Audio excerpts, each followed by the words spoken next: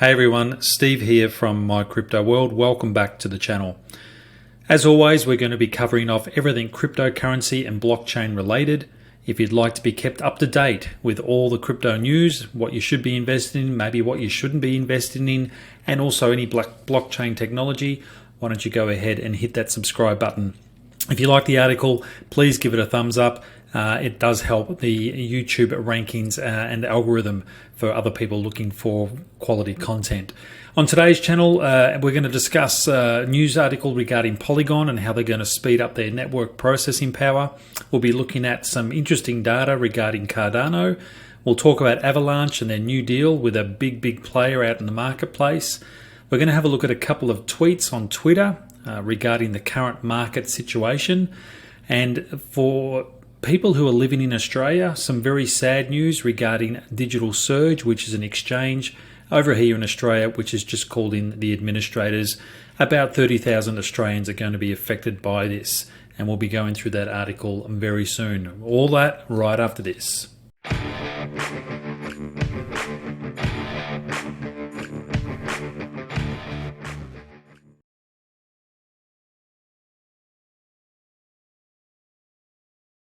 Okay guys, just to have a quick look at the total market cap as we always try to. As you can see, there's not much to report. The market is still moving sideways. It's just the way it goes sometimes. So I'm not going to spend a lot of time on it. Obviously back in June we hit our low. It's come up, or hit a low I should say. It's come up, moved from about 800 billion all the way up to 1.15 trillion and come back down again. And we're sitting again along this blue support line that you can see on the screen in front of you. So not a great deal happening there. Jumping across to our news stories, the first one, as I mentioned, was regarding Polygon, the Polygon proof of stake, to be precise. Polygon has become, the chain has become a major destination for Web3 projects and users, and we've spoken about that in the past. The fact that it delivers a lowest gas fees and it's got a lot higher transaction speed, which is really good. Researchers at Polygon have just announced a new innovation that will make the chain up to twice as fast. The parallel EVM upgrade. Now, the basic principle of EVM is earned value management, and it's the value of the piece of work equal to the amount of funds budgeted to complete it. Very different though to the planned value. So we're talking about earned value here. Over the last 6 months, we've been researching and testing, pioneering new ways to increase the performance. And now with the parallel EVM upgrade, we're closer than ever because even the mainnet is bleeding edge. So that's really positive for users of Polygon.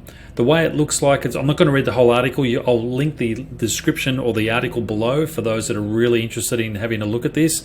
It goes on and on and on, but I'm going to summarize everything very quickly. The goal of a parallelizing engine is the ability to process multiple transactions at the same time. But for years it's been difficult to find a way to do that. There's a bottleneck in nearly every existing blockchain when it comes to transactions.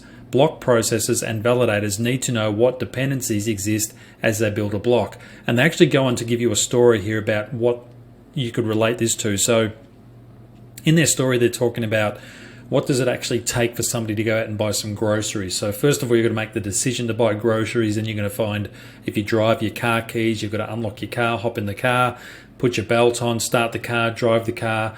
You go through a series of processes to get to your groceries, and then you've got to do another series of processes to get your groceries back home. And that's pretty much what this infographic on the screen in front of you alludes to. So you've got your standard serial execution where you've got block 1, and then you've got transaction 1, transaction 2, transaction 3 and onwards. And really transaction 3 can't happen until transaction 2 has happened. So for example, you couldn't just go and instantly have some apples because you haven't gone through the first process of finding your car keys and then jumping in your car to drive to the shops to buy the apples. So you can understand how it works. What Polygon have done is they've announced a parallel execution where it can do a lot of transactions that normally would have to wait for other transactions to be completed a lot faster by doing them all at the same time. Now, there are issues with that because what it's doing is it's basically validating a transaction before it's had the time to make sure or check that that is the right transaction. So there's no checks and balances in place. But essentially what they're saying is to address that issue, Aptos Labs developed the Block STM engine, which is leveraging long-standing research behind software transactional memory. The Block STM, so software transactional memory, detects and manages dependencies when executing transactions and smart contracts concurrently. It's dynamic, which means the engine permits validation and revalidation of transactions after the execution. So essentially what it's saying is it can now streamline everything, make the transactions a hell of a lot faster, and it can do another check after the execution of that to make sure that everything was okay. Now, the thought process behind that, again, I'm not a technical guy, but I'm just thinking about it, would be that they can get the execution done very quickly. And then probably, you know, there might be, because you're talking about blockchain technology, it's going to be pretty rare for a transaction to be incorrect. Now, that's not to say that it can't happen. I'm certainly sure it will. But the amount of transactions that will be incorrect would be very minimal. So at one point in time, if that happens, then they're dealing with one transaction or two transactions that may not be quite correct, but you're talking about millions of transactions that can get through a lot faster and a lot quicker because the revalidation transaction has happened and been calculated. Now, I'll just skip to the bottom of this because what they've got here is another infographic, and it just shows how fast the Polygon network is with the parallel network, not so much the serial network. Now, when you first look at this graph, it talks about serial, which is in the dark purple, and you've got parallel, which is in the white. And it actually, when I first looked at this, I thought, well, the serial looks like it's doing a much better job than parallel, but it's not. You actually want a lower transaction time. So it's talking about time in milliseconds and gas fees in the millions. So you can see here that if we take the mid-range, you know, at number 14, so 14 million here, under the serial blockchain, Polygon could transact, you know, the 200 milliseconds it would take them to do the transaction. Under the parallel scheme, that drops down to just above 100,000 milliseconds. So it's about half. The higher you go, you don't get as much reduction in the speed time, but it's still a reduction nonetheless. So you're talking about 22 gas fees there, 22 million, sorry. You're looking at around about 250 milliseconds, and that drops down to probably around about 1.8 milliseconds. Now, when you're talking milliseconds for us lay people who really don't probably do much transactions on the Polygon network, you're going, well, what the hell difference does a millisecond make, really? But when you're talking about the volume that goes through, you're talking a massive upgrade to that output. So it's actually exciting news. So again, possibly a buying opportunity if you're in the market to look at other blockchains you might want to get involved in, or you might want a dollar cost average and get into some more if you're already a owner of Polygon. The next one is Cardano. So it just goes on to say, we've spoken about Cardano a lot. Let me just move my notes out the way there. The amount of Cardano smart contracts deployed has increased 100% year to date. This article is actually wrong, or the heading is anyway. It's not 100% year to date. It's actually 300% year to date. It does talk about 300% down here, but even on the graph when I was reading this, I'm thinking that's a lot more than 100%. So the article just talks about, despite the present bear market, the Cardano network continues to grow, with the number of smart contracts deployed increasing by more than 300% year to date. Finbold claims that there were 997 Plutus smart contracts on the Cardano network at the start of the year, based on data from Cardano Blockchain Insights. Currently, that number has increased to surpass 3,790. So that's a whopping big increase there. You can see the Plutus V1 scripts just on the infographic there. We were starting at just below a K prior to January, or at the start of January, and we're now well and truly that's more than 300% for sure. It's important to note that the Plutus It's important to note that Plutus is a Cardano blockchain smart contract platform which enables users to create applications that interface with the Cardano blockchain. After the price of ADA skyrocketed last year with the release of the eagerly awaited Alzondo hard fork, which introduced smart contracts into the network and enabled it to compete with other blockchains like BNB Chain, Ethereum and Solana, the number of smart contracts on Cardano surpassed 1,000 back in January of this year. According to reports, the collapse of FTX has caused the number of wallets on the Cardano network to increase by more than 100,000 so far this month alone. And there are currently 1,146 projects using Cardano as of November 25th. According to the report, the network had 6.9 million tokens and has handled over 55 million transactions. So again, another positive article. I've spoken about it before, but remember, when you're talking crypto, we are in a bear market at the moment. We're in a crypto winter, you could call it. You want to look for projects that are still developing their craft. You want to look for projects like Polygon, like Cardano, and like the other one we're about to talk about now, Avalanche, that are still developing their blockchain networks despite the bear sentiment in the market itself, because they're the ones that are going to really rise when the bear market is over. They're probably faster than any other cryptos out there. The next article is on Avalanche. I spoke about this in the intro, just saying they've partnered with a powerhouse. They certainly have. So Avalanche is going to be powering Alibaba's cloud infrastructure services in Asia. Now, it blows me away that a lot of the Western world don't know who Alibaba is. Think about eBay on steroids. It is absolutely a whopping powerhouse for purchasers to buy and sell goods throughout Asia. You don't have to live in Asia. You can sign up for an Alibaba account no matter where you are in the world, and they work. It's kind of like a Costco, yeah. So you're buying bulk of things. So if you wanted to go and sell socks, you would buy it through Alibaba. You could buy it through Alibaba at a cheap rate. You could buy 100,000 pairs of socks. You could create a sock website, and you could sell them for maybe I don't know, twice your margin, whatever you pay. If you pay $10 on Alibaba or $1 per sock for Alibaba, you could go and sell them for $10 on your own website. So it's a powerhouse for what am I trying to say here? It is a powerhouse for items. That's what I'm trying to say. So Avalanche partnership with Alibaba Cloud will see the development of tools that enables users to launch validator nodes on Avalanche Public's blockchain platform in Asia. Now, it's in Asia at the moment. I've got no doubt that Avalanche will grow into other areas of the market around the globe. It's just a waiting game. But boy, talk about jagging a really good deal. That is absolutely incredible.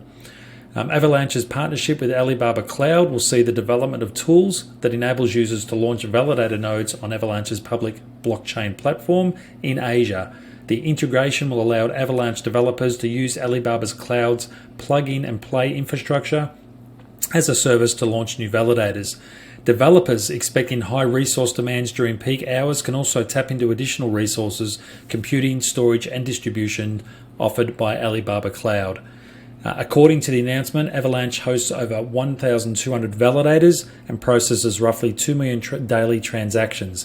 The scale of the partnership is massive, considering that Alibaba Cloud stands as the largest Asian cloud service provider in the Asia-Pacific region. So, whopping big news. If you'd be very excited if you're an Avalanche investor, or if you've got some Avalanche coins in your portfolio. If you're not, again, not financial advice, but you may want to consider getting some, because this it's a very good and very good and I would say a powerful story, because it's really going to change the Avalanche ecosystem. It has to. So that's great. Now, when we kicked off before, I just mentioned that not much has happened in the market. It has absolutely gone sideways. But a couple of tweets that happened earlier this week, I just want to go through those. One was from Willy Woo. It just goes on to say that Bitcoin took 6 months to get 1,000 users and 5 years to find 1 million users. Today, 13.8 years from inception, it now has 300 million users, 4% of the world. At the current growth rates, even today, even in the bear market, the 1 billion users will be hit in the next 3 years. That's 12% of the world population. And it just goes on to say here, you can see where Bitcoin is down here with its adoption rate, and you can see what it took and how long it took for the internet users to get to where they are. I don't know how many internet users there are now. That have to be over probably 6 billion, I'd imagine. There's probably, I think, 5 billion people just on social media alone around the planet. So the adoption of the internet is just absolutely massive.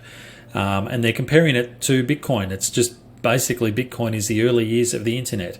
In 1990, even all the way to the year 2000, it really didn't start taking off until its 10th or 11th year of inception, and that's when it started skyrocketing. So we're really going through this phase at the moment. So while the market's down, you can see the adoption curve is just starting to rise right there. The other tweet that I noticed that came through today, or yesterday, sorry, was this one here from Darkest Blue. So it talks about, well, it doesn't really talk about, again, it's another information graphic. You've got a couple of things you want to look for on this chart. In fact, let me just save that.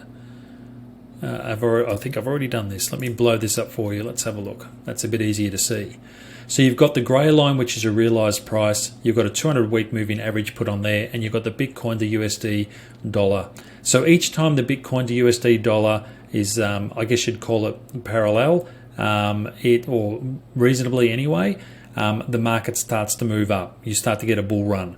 And you can see that every time we've hit the blue, so where it hits distance to realized price, soon after that, kind of soon after that, you get an explosion in price. So you can see this one here, the first one on the chart was just before 2012, and probably by about mid 2012, so 6 months later, there was a massive explosion in price. Again here you've got mid 2015, and that went sideways for maybe another 6 months before then you got an explosion. Same thing happened here in 2019. You got an uptake there, and right now we're sitting at just at the end of 2022. We're in another period where there could be another explosion as well of price. Again, it's all relative because history often repeats, but occasionally it doesn't. So I'm not saying that it's going to. I do feel though that we are near the bottom, or at the bottom. The bottom obviously won't be identified yet until we see a breakout above where we're currently at. I don't think it would fall any lower though. I think we've got stability. It's just a matter of getting the growth back into this sector. Okay, so I want to finish this off with some pretty disturbing news if you're an Australian investor. We do have our own FTX issues over here as well. And now the FTX saga continues with a crypto exchange called Digital Surge collapsing into administration. Digital Surge is run over here in Australia by a couple of guys up in Brisbane. Cryptocurrency exchange Digital Surge has collapsed into voluntary administration, suspending the accounts of around about 30,000 Australian customers. In a statement, Administrator Scott Langdon said Digital Surge's directors were cooperating with the process and that the platform's customers were the highest priority. They fully appreciate the uncertainty the voluntary administration will create, and they'll work proactively and regularly communicate with customers to ensure they're fully informed on the progress of the administration. So I guess the first question is, how on earth did this happen all the way over in Australia? And the answer to that is Digital Surge was using the FTX platform. This is an article that is from the Australian Financial Review by a journalist out there, Jessica Sear. Directors of the Brisbane-based cryptocurrency exchange Digital Surge will tip $1 million of their own money into a repayment plan that aims to refund its 30,000 customers every dollar owed to them, bucking the trend of crypto exchanges going bankrupt through exposure to a failed global player, FTX. Digital Surge froze customer withdrawals last month after global crypto exchange FTX collapsed, wiping the balances of all customers and businesses conducting trades on the platform that was built and operated by Sam Bankman-Fried and at his Bahamas-based team. Digital Surge had been using the FTX platform to conduct some of its crypto trading on behalf of its customers, some of whom have invested as much as $500,000 of their super funds into the crypto assets through the exchange. At 4 p.m. Brisbane time on Thursday, this was yesterday, Digital Surge suspended trading and sent notice to all its customers regarding the repayment proposal, otherwise known as a deed of company arrangement. The crux of the deal involves keeping Digital Surge from bankruptcy and in operation while pledging to repay customers 100 cents on every dollar over a 5-year period from the company profits until they are fully repaid. Both directors, including Chief CEO Officer, Chief Executive Officer Daniel Rutter and co-founder Josh Lehman, will contribute $1 million from a company not associated with Digital Surge to turbocharge the efforts to keep frustrated customers whole. If the deal is voted favourably by Digital Surge customers, payments to those with balances less than $250 will begin immediately. The Australian Financial Review understands that this accounts for about half, or 15,000, of Digital Surge's customers. Mentha, the administrations which are running the FTX Australia bankruptcy process, have been appointed. In a statement, the administrators note they were very pleased with the cooperative and collaborative approach taken by Digital Surge directors. Digital Surge proposed rescue package is a rare event as crypto exchanges, hedge funds and retail investors from around the world grapple with the sudden loss of funds due to the FTX failure. So that is a really sad story for investors who have used this exchange to purchase cryptocurrency, and obviously the company has been using the FTX platform to transact all their transactions. What blows me away more than anything is the honesty of the two directors and the willingness to work with the regulators, not like Sam Bankman-Fried, who's hiding from everybody, blowing smoke up everyone else's ass, including his own. These two guys here have doing the right thing, and they're doing whatever they can, and they've already got a plan in place to repay their investors 100 cents of the dollar. I don't know that the investors will get that. I don't even know if that's possible. But even simply tipping in $1 million each from both of them to repay at least half of them immediately goes to stand a long way here in Australia. So let's hope these two fellas can do the right thing which I think they will do, by their clients. That's it for the news articles this week. I trust your week's been well. Take care of yourselves and each other. Again, if you like the content, please hit the like button, give us a thumbs up. It does help YouTube's Google rankings and as such to know that this article is useful and informative so other people can find it. If you want to be kept up to date of other news articles, click the subscribe button. Until next time, we'll see you soon. Cheers.